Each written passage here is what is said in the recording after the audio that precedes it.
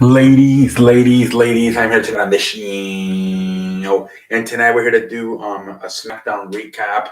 So here we go. We start off the show with it was actually a good start, good fresh start with the Sami Zayn and Drew McIntyre steel cage match. Finally, they had this match after fucking Sami Zayn running away the last 2 weeks. Drew McIntyre ends up winning, but it was a good match. Drew McIntyre ends up winning. Um, then you fucking have you ended up having Matt Cat Moss and I mean you have first we have Baron Corbin doing the talk show and he's pretty much making fun of Matt Cat Moss and he's like, in fact, I stole his trophy and two security guards bring the trophy out, and one of them ends up being Matt Cat Moss, piece of shit out of Baron Corbin, and that's Happy Corbin, whatever you want to call them, and that's about it. I'm sorry, but to me, Matt Cat Moss is a fucking jobber. Like no one cares about his fucking feuds. Then we had what was next? We had Raquel Rodriguez in action. She ended up winning. I don't even know. I can't remember if she fought. Next, we had the Intercontinental Championship on the line. Ricochet versus Shanky.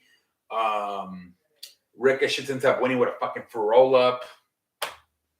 Jesus Christ, man. After the match, Shinsuke and Jinder Mahal have a little argument. So who knows where that's going? Are we going to get a Shinky Jinder Mahal feud? Really? We already got a fucking Matt Cat Moss Happy Corbin feud that nobody gives a shit about. We got the fucking Usos and the contract signing in RK Bro. But it turns out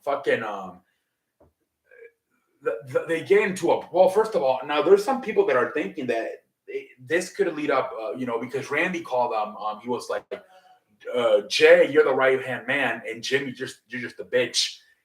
And many people thinking that they're slowly planting the feuds to a potential Jimmy versus Jay Uso, because people are going to start saying that Jay is better because he's the right hand man for Roman Reigns. So maybe we'll see. I don't know about that. We'll see. But something to look forward to in the future, possibly. They just fucking get into a brawl after Randy calls Jimmy a bitch. Fucking Jimmy gets all pissed and starts beating the shit out of Randy. Same thing, Matt Riddle and Jay. And obviously, the fucking Arcade Brawl starts winning, and then fucking Roman Reigns comes out, makes it. He rips the contract off. Nobody signs a contract. It's a 3-on-1, but then Drew McIntyre comes out. I'm like, what the fuck? And I'm like, here we go, Drew McIntyre versus Roman Reigns. But it turns out it's going to be a 6-man tag team match. It's going to be Roman Reigns, Jimmy, and Jey Uso versus Drew McIntyre, Randy Orton, and Matt Riddle. Apparently, the neither the Raw or the SmackDown tag team titles are no longer on the line. I don't know if they're playing the whole time or that they changed their mind because already Raw's without a world champion, and now do you also want to be without tag team champions? I don't know. Like I said, if they fooled us in thinking of this going to be, a tag team match with just RK on the Usos, and then eventually adding Drew McIntyre and Roman Reigns, or they didn't have nothing to do for Roman Reigns, and I don't know what the deal was, but it's been changed now. It's instead of being a unification match for the tag team titles, it's now a 6-man tag team between the Usos and Roman versus Drew McIntyre and RK Bro. That's probably... I guess that's the main event for Backlash, unless you're going to have Ronda Rousey versus Charlotte in a I Quit match. I don't know. We'll see. But yeah, then you have Rich Holland versus Xavier Woods. Again, Xavier Woods was with a fucking roll-up, pendejo face. Sheamus gets on the microphone like, no fucking way, I'm tired of losing to you guys. So the previous week, I think Butch lost. And so now Rich Holland. So then he challenges Kofi Kingston to a match. Sheamus actually wants the match. Sheamus wants in after the match. They put Xavier Woods through a table. Rich Holland and Sheamus. No Butch. The whole week, everybody was tweeting like Pat McAfee and like the WWE main account. Were like, where's Butch? Where's Butch? Where's Butch? Butch was nowhere to be found tonight on SmackDown. I thought he was going to show up and attack the New Day, but he didn't. Let's see what else happened. We had Naomi versus Shayna Baszler. Who gives a shit? So the main event turns out to be Beat the Clock Challenge. Fucking Ronda Rousey comes out and fights Shotzi and beats her in about 1 minute and 45 seconds. And then this is your fucking main event, ladies and gentlemen. Aaliyah versus Charlotte. Jesus Christ. Aaliyah fucking main event in SmackDown. And Charlotte fails to beat Aaliyah.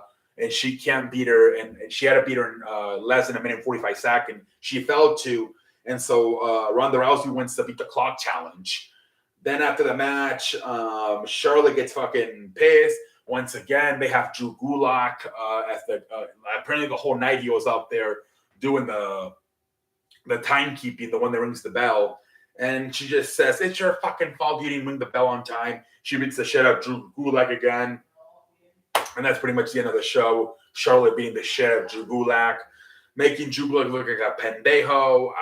Drew Gulak I gotta ask for a release, man. They got him looking like a pendejo. How's he supposed to get any woman? Like at this point, I'd rather fucking work in the independent scene than fucking be jobbing out to a fucking woman at WWE. Like honestly, if somebody should ask for a fucking release, it should be Drew Gulak. He's completely getting buried by a fucking woman. Jesus, that's embarrassing what's going on with Drew Gulak, man. The fact that I don't know if they gave him a raise or what's going on, but it is flat out embarrassing what they're doing with Drew Gulak these last few weeks, man. It really is, completely burying him with a woman. But I think let me see. I think that's all. Let's see here. The cage match, the clock challenge.